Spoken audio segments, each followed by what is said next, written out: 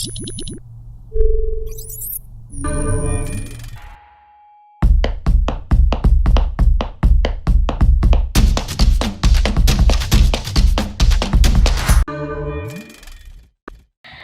day, Grade 9 Arthnetics. I'm Ma'am Cheryl, your arts teacher, and welcome to Episode 2 for Quarter 3 of Arts, Dream TV. But before we proceed to our new topic, let's have a quick review of our previous lesson, which is all about the elements and principles. What are the elements and principles of Romantic and Neoclassical art?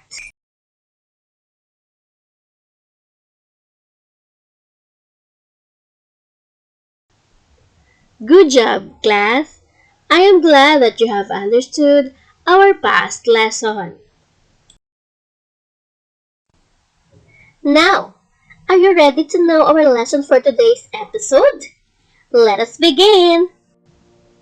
In this episode, we will learn about the arts of the Neoclassical and Romantic periods, functions and characteristics. So what are we waiting for? Grab your pen and paper and let us start learning.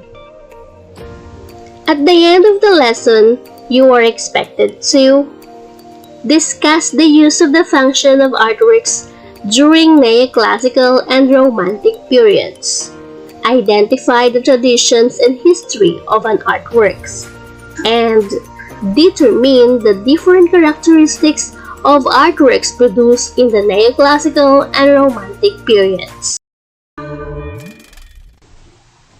Before we proceed to the lesson proper, let's first try to answer the following questions. Here's what you need to do. As I flash a question, identify the letter of the correct answer from the given choices. You have 5 seconds to answer each item. And when you hear the sound, that means your time is up.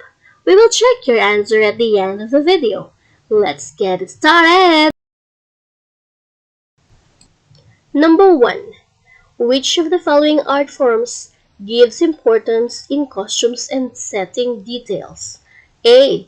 Neoclassical painting. B. Neoclassical sculpture. C. Romantic architecture. Or letter D. Romantic painting.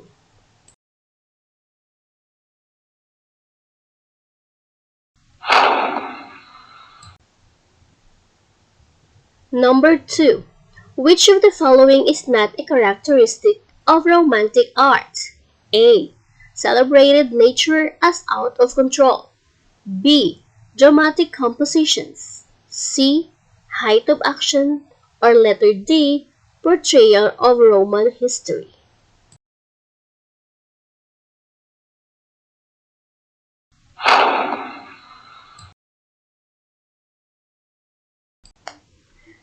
Number 3. What do you call the art form related and imitated the medieval castles? A. It has a classic geog structure. B. It has a formal composition. C. It has a dramatic composition. Or letter D. It has an overall lightning.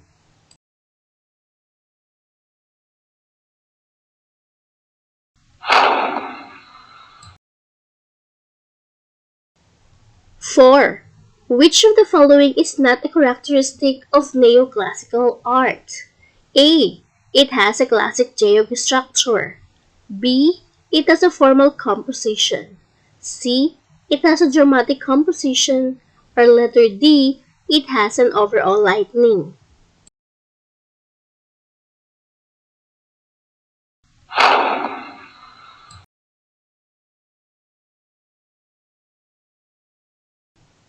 Five. What do you call the art forms that emphasizes on emotion and expresses much feeling and passion on a canvas? A. Architecture. B. Sculpture. C. Painting. Or D. Stage design.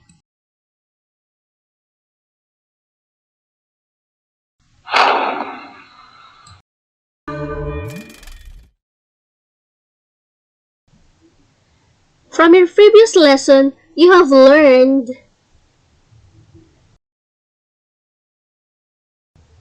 very good, class. Now, when you hear neoclassical and romantic artworks, what are the things that come in your mind? Do you have any idea what neoclassic and romantic art is? Have you visited the National Museum in Manila? Have you seen the oblation at UP Diliman?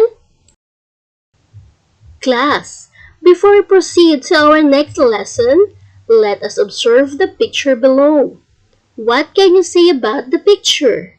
What do you think is the message of the painting? Write your idea in your paper.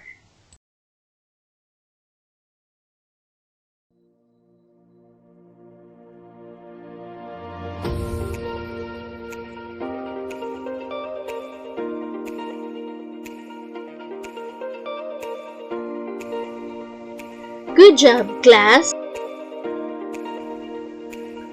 Are you ready to explore? Let's find and unlock the function and characteristics and history of the artworks during the neoclassical and romantic periods.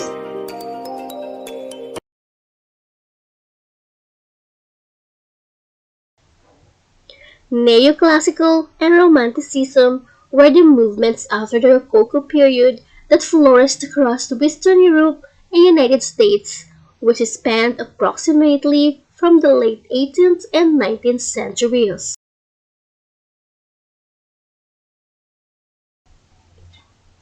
Neoclassicism, year 1780 to 1840. It came from the Greek word neos, meaning new, and the Latin word classicus, meaning first class. It was a Western movement and influenced by the classical art and culture of ancient Greece and ancient Rome. It coincided with the 18th century Age of Reason and Age of Enlightenment. The art style in this period was brought about the renewed interest in Greek and Roman classics. Their art pieces such as painting, sculpture, and architecture generally portrayed Roman history, which elevated the Roman heroes. Characteristics: portrayal of Roman history, formal composition and the use of diagonals to show the peak of an emotion or moment versus a regular moment, local color, overall lighting, and classic geostructure. Characteristics of art form during Neoclassical. Painting gives importance to costumes, settings, and details of classical subject matter. Sculpture. Artist looks on Roman style during the time of Alexander the Great. Architecture. Designs are based on an ancient temple, focuses mainly on applying classical elements to churches and modern buildings like palazzos and villas.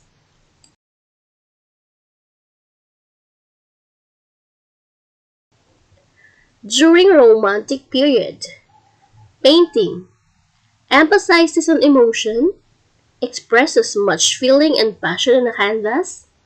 Landscape painting, art, ranges from highly detailed to realistic and impressionistic, romantic, and idealistic. Sculpture is concerned about the human world in the national world. Sculptors tend to express an emotional personal response to life. And architecture refers to Victorian Gothic or Neo-Gothic. The walls and towers are crenellated in imitation of medieval castles.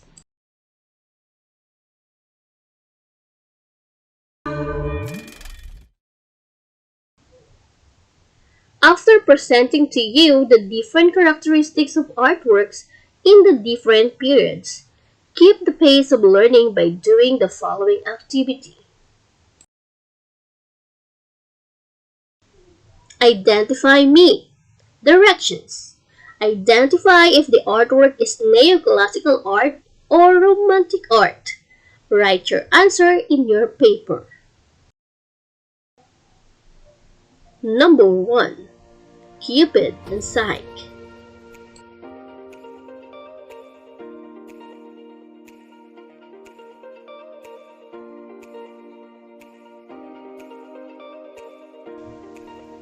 Number 2. Raft of the Medusa.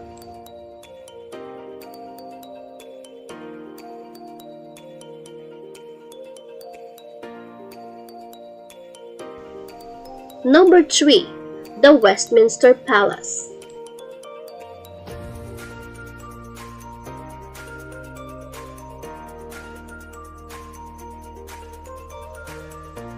Number 4.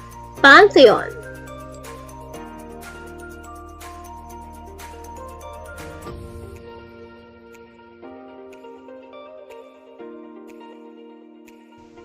Number 5. 3rd of May.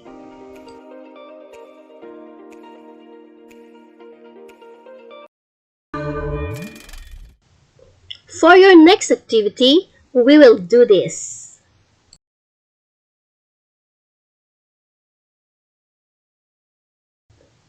Mix and match. Directions. Match the periods or eras in column A with the corresponding characteristics in column B. Write only the letter of your answer in your paper. Column A. Period or era. 1. Romanticism. 2. Neoclassic painting. 3. Romantic painting. 4. Neoclassicism. 5. Romantic sculpture. 6. Neoclassic architecture. Characteristics of an artwork for column B. A. The design is based on an ancient temple. B. Artwork is concerned about the human world in the natural world. C. It coincided with the 18th century, the Age of Reason, and Age of Enlightenment. D. It embraced a number of distinctive themes such as longing for the history, supernatural elements, social injustices, and nature. And letter E. Expressed much feelings and passion on a canvas.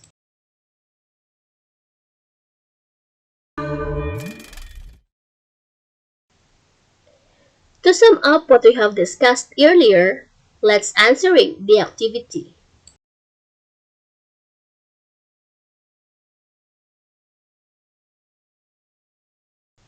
Complete me. Direction. Carefully read each statement below and fill in the blank with the correct answer. Choose your answer from the word pool. Not all words will be used, but some words may be used more than once. Architecture. Romanticism. Neos. Alexander the Great. Painting. Enlightenment. Number 1. Classical derived from the Greek word blank, means new. Number 2. Neoclassical coincided with the 18th century Age of Reason in the age of blank. 3. Blank period sought to break new ground in the expression of emotion. 4. Romantic blank. Walls and towers are crenellated in imitation of medieval castles. And 5. Neoclassical sculptors looked to Roman style during the time of blank.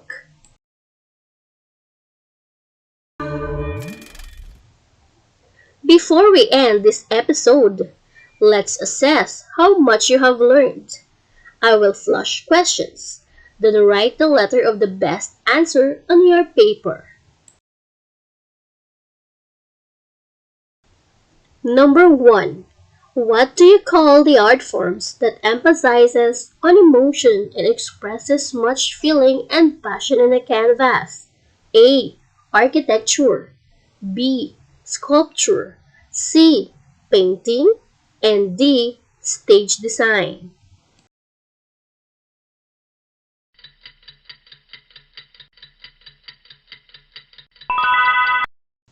The correct answer is B. Painting.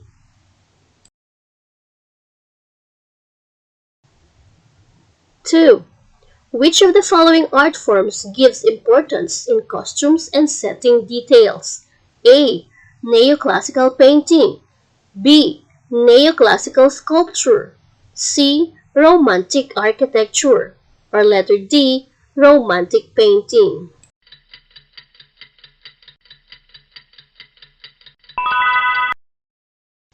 You get it! It's A. Neoclassical painting.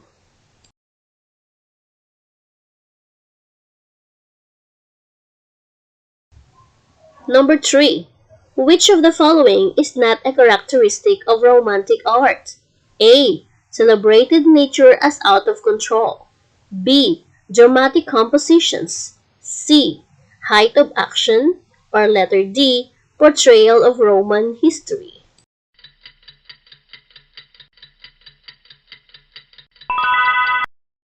Yes, the answer is letter D.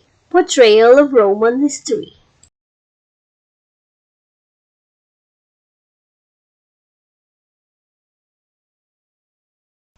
Four.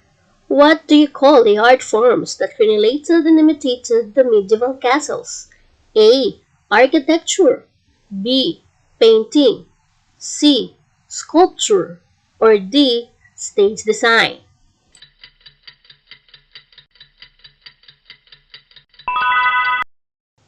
You get it right. It's A. Architecture.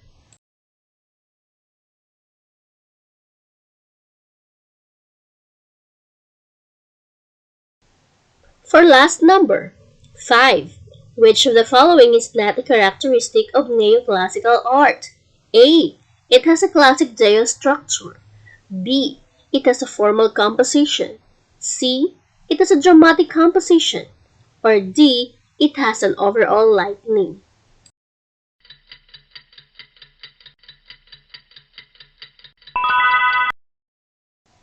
Very good. It's correct. It's letter C. It has a dramatic composition.